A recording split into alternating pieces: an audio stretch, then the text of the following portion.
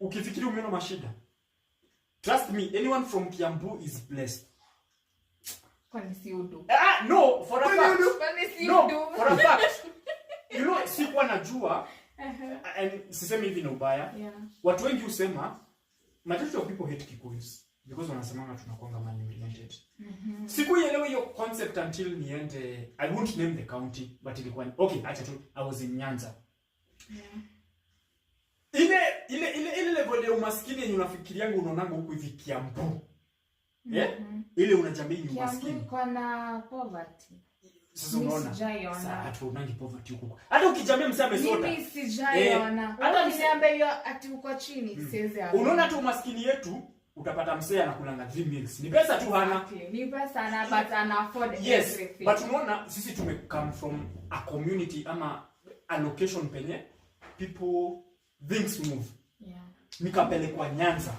That was the first time kuona nyumba ya matope. Mimi hata sikuwa najua kuna mtu yuishi nyumba ya matope. Let alone ya mbao. Okay, Miss Jaya nyumba ya matope. Book can you explain? Nyumba ya matope is no fence. Miss Jaya. No, but mtakuelewa because mingi. But you know huku kwetu muiona nyumba ya matope. Okay, we think okay. Mimi ni Juleke nimeenda hapa na pale. So mimi nimeona nini? When nilionanga nyumba ya matope, nilikuwa what the fuck? Like this thing exists kwa dunia. Unaweza kusema kani unazile nyumba za masemo zenye unaweza kufanyaza kwa akili venye zinakwanga. Those houses are okay, actually Manyata is even better. Kuna matope literally. Yo, I'm telling you, matope. I saw a level of poverty in my life. I was kuna sexy Manyata. Do you know the amount of poverty it takes you kujua Sodomepo in exact Kasabu? Do you know how poor you need to be? Mpaka unajambia Sodomepo linaweza osha nguo. Okay, Zulonanga sisi tunajuanga kuna maji ya tapu ni nini? Yeah. Haiko, wewe jua hakuna. Lami ya mwisho.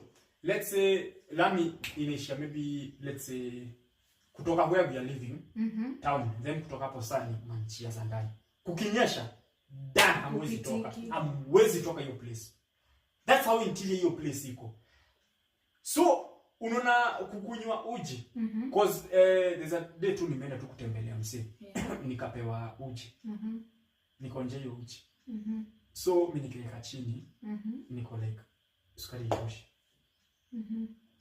So everyone just looked at me. Juma sema sugar itoshi. Poverty.